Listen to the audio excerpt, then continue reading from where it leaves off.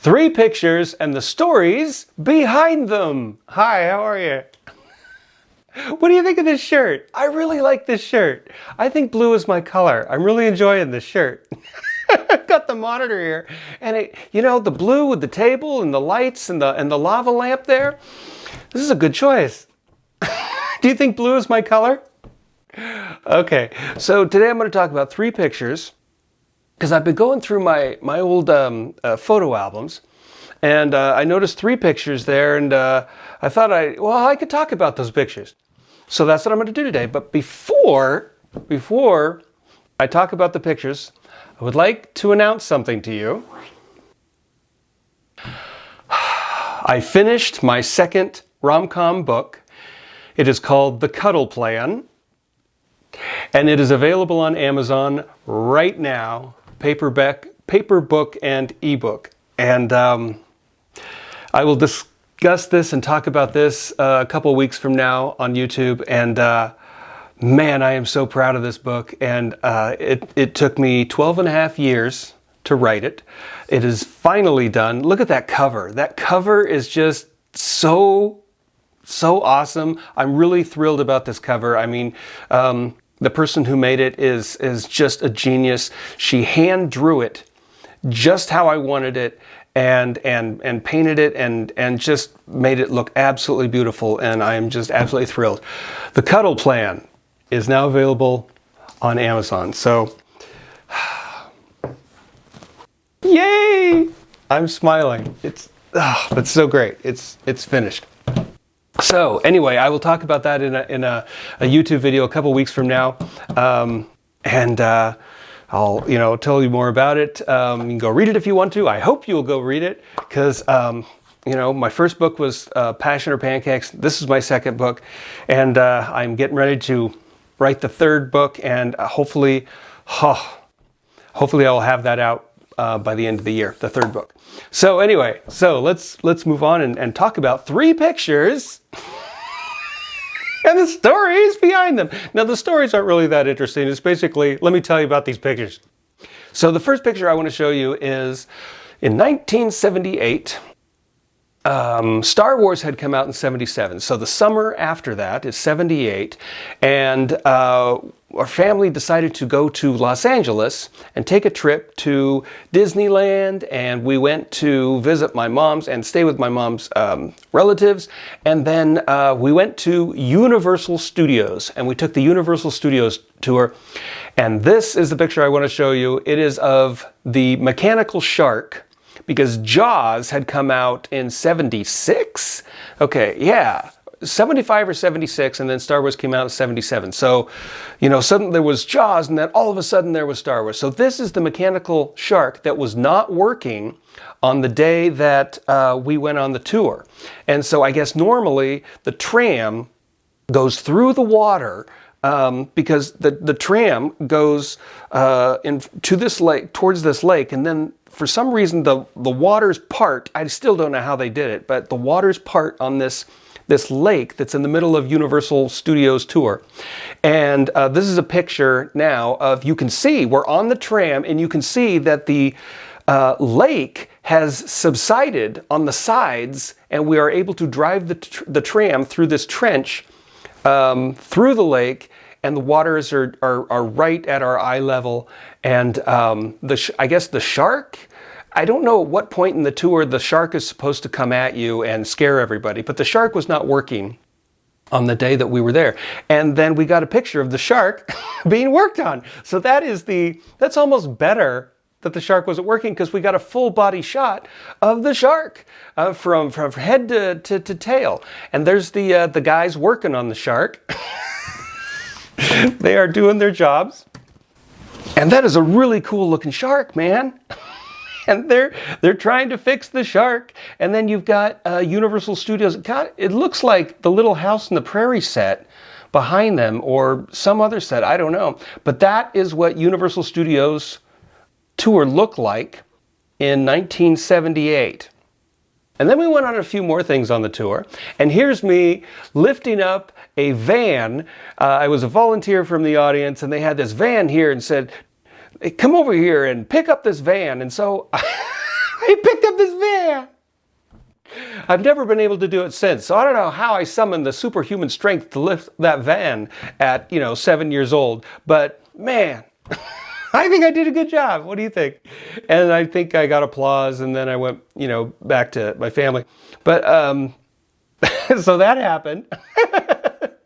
And then here's a picture of the Universal lot.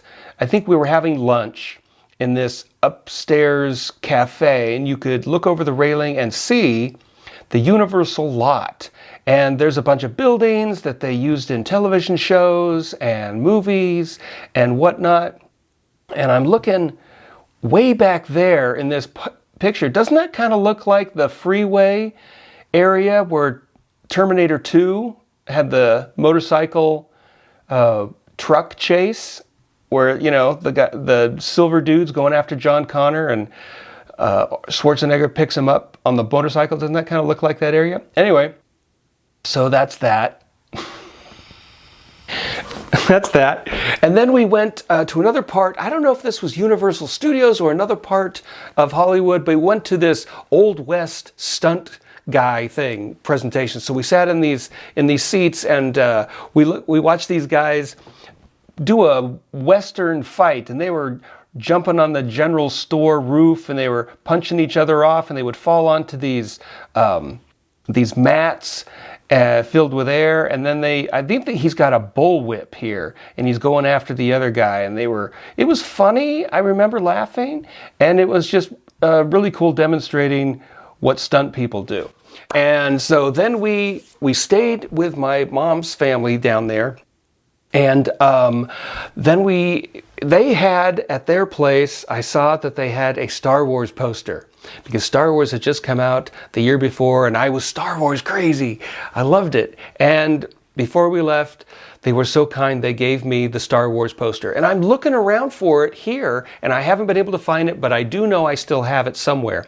But I had the Star Wars poster on my wall growing up, and that is a 1978 Star Wars poster, and I'm sure I still have it somewhere. So anyway, that has meant a lot to me over the years. And then we drove up California, and then we went to San Francisco, and this was my first time in San Francisco. So I lived in San Francisco for 12 years, and which is why I write my rom-com novels about San Francisco, because I loved it so much.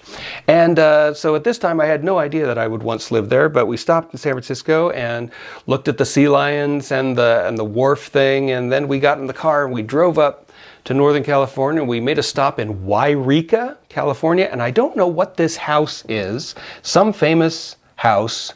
I don't think it's the Winchester House, because that's down in by San Jose, I think. And then I don't know what this house was, but anyway, there were some houses in Yreka, California, and then we went back to Oregon. And while we were also in Los Angeles, we went to Disneyland. So we're at Disneyland there. And so that's what Disneyland, the front of it, looked like in 1978. And so that is the first picture I want to show you, is the Jaws shark out of the water and being worked on. Steven Spielberg was talking about, when he was filming Jaws, the shark wouldn't work. That's why they didn't show the shark very much in Jaws, is because they could very rarely get the shark to actually function. And still, 2 years later, at the Universal Studio Tour, they're still having problems with the shark and having to do repairs on it to get it to work. So, man, I don't know, the shark just doesn't work. Anyway, I hope they finally have it working now. Anyway, the next picture I want to show you, so that was 1978. We'll skip ahead a few years to 1989, and there was this road in the town that I grew up in, Oregon, and 1989 is the year, very significant year for me. It's the year I graduated high school. It's the year I started community college. It's the year that a whole bunch of great movies came out, like Back to the Future 2, and I think Ghostbusters 2, and When Harry Met Sally came out. And also, that's when Batman came out. So we had Superman come out in 1978 with Christopher Reeve, and we had Superman 2 came out. And we really didn't have a lot of superhero movies. You know, we had like Beetlejuice and I think Liam Neeson did a movie called Dark Man. But we really didn't have the superhero movies that you have today, that we have today. I'll include myself. So, but when Batman came out, I mean, it was a thing, man. It was like this Batman, and it was just everywhere. I mean, you went to Blockbuster Video, you know, a few months later when the video finally came out for Batman. It was just like 3 rows of solid Batman VHS because it was such in demand. It was just that bat symbol, right? And so somebody in my town spray painted the bat symbol on the road. This is what is such a big deal. It's just like you drive around, you see bat symbols, you know, graffitied, and people were getting the bat symbol shaven into the back of their head. And so somebody put the bat symbol on this road, and I would, you know, drive this road a lot, so I'd constantly see it. And then someday, somebody went over and they put an X through it and wrote Joker. As if the Joker had taken over the bat symbol and, you know, and graffitied over that. Graffiti over the graffiti. And so I just remember seeing this. I mean, because it didn't fade. It was there for months, if not a couple of years, because I don't think the police or the city ever cleaned it up. They just left it there. So it was there until the rains came and eventually, finally wore it away. So that symbol must have been there for like a year at least. And if you look further, you can see my car at the time in the background there. It was a Chrysler K car. The thing about this car is that my dad liked to build cars. He would take these old junk cars in these junkyards from 1950s cars, Chevys and other cars. And he had a, you know, it was like it was like Dick Van Dyke and Chitty Chitty Bang Bang. He had the garage and you'd hear him rattling around in there, tinkering around. And then one day he'd drive out this beautiful car that he'd been working on for 3 years. And so he took the front half of a Chrysler car and the back half of a Chrysler K car, and he welded the 2 halves of the car together to make a car for me. And so, which is incredibly generous. I was a senior in high school at this time, and he welded this car together for me. And so, you know, I didn't go to a dealership or anything like that or get a used car. He just had so much fun welding these 2 cars together for me. And so it drove, and it drove great, and it never fell apart. I always worried that, you know, it was going to break apart at some point. You know, if you watch James Bond, Roger Moore in View to a Kill, when he's driving through Paris and the car splits his car in half and he's driving with half a car. I always thought that, you know, oh, that's going to happen to me, but it never did. And that car lasted, I mean, I think it's still driving today. It's still welded together and working. And so that's what I think about when I look at this picture. I think of the bat symbol. I think of what a big deal Batman was at the time, because I saw it 12 times in the theater. Maybe just 7 times, but you know, there was, you know, we didn't have internet. Blockbuster was just getting going, I think. And so, you know, what do you want to do tonight? Well, let's go see Batman again. All right. So I go to the theater and see Batman for the 7th time. And I remember the first time I saw Batman, we had been in the hay fields, and we had been haying, because I lived on a farm and we were haying all day. And so we were haying and we had the big dinner, and then I looked at my watch and I thought, you know, it was a Thursday. You know, I thought, you know, Batman, I think, premieres at like 10 o'clock tonight. And so I finished dinner, changed my clothes, and I went to the theater, and I was late getting in to see the Batman start. And I walked in just as the lights were going down and just as it was starting, and there was no room in the entire theater. It was packed. So I had to literally stand in the back of the theater.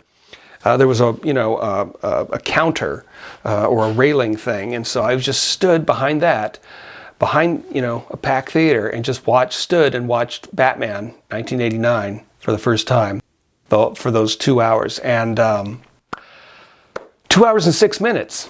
Because I know that because Batman and Batman Returns are exactly the same length of time, 2 hours and 6 minutes. And I don't know any movie and sequel who are exactly the same running time, but that's something, a little bit of trivia.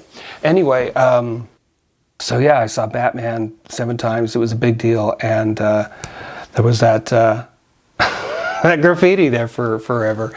And I drove my welded car for another year. And then when I was in college, you welded another car together. And I drove that one for a while. You just liked welding cars. So anyway, now you're learning a little bit more about my life. And so the next picture I want to show you is cows. Why am I showing you a picture of cows? Well, because this was my life growing up for 18 years.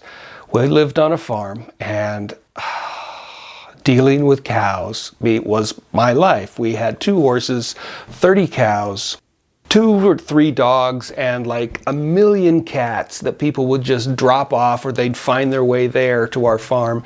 And we just had all these cats and all these cows that we had to take care of. And so every morning and every evening I would go out to the barn, feed the cows, and we had to bale hay in the fields for them all summer so they would have enough hay to eat for the rest of the year. And then we had to, calves were born every spring. We would have like 10 or 12 calves born every spring. And so I'd have to go out in the field and check if there was a new calf. And if there was, either my dad or I had to pick up the calf and walk the calf into the manger that we had ready for the newborn calves. And the mom was always following us, what are you doing with my baby? And so, but the cows had gotten so used to us that they trusted us. And we're so familiar that, okay, you know where I'm going. We're going to the manger. You did this last year. We'll do it again. And so we had to deal with the baby calves, and then we had to bottle feed some of them because some of them would not drink from their mothers. So we had to make this milk concoction, go out and feed the baby calf with this bottle twice a day. And then we had to put tags in their ears about 3 weeks after they were born, and which was also all horrible. And then we had to put them in a squeeze chute, and my dad would give them medicine, and then we would have to, once the calves were a year old, we had to separate them from the mothers. And so we'd have calves, a year-old calves in one field and the moms in the other field, and they would moo back and forth to each other across the fields, and it would drive the neighbors crazy. And sometimes the horses would get out and run around, and we had to take out the grain. So, we would take the grain and go catch the horses and lead them back to the barn and back to the pastures. And it was a rodeo. It was a frickin' circus living on that farm. And then it got to the point where it's just like, okay, when I finally went off to college, it was just like, freedom. I don't have to take care of any animals anymore. And so to this day, I do not have a dog or a cat. I don't take care of any animals, and I have no interest in ever taking care of animals again. It was a nice time, but I've had my fill of doing that. And so that was my life. And I always feel sort of traumatized by it, but what kind of trauma is that? Not really. It's just that I'm glad that chapter of my life is done.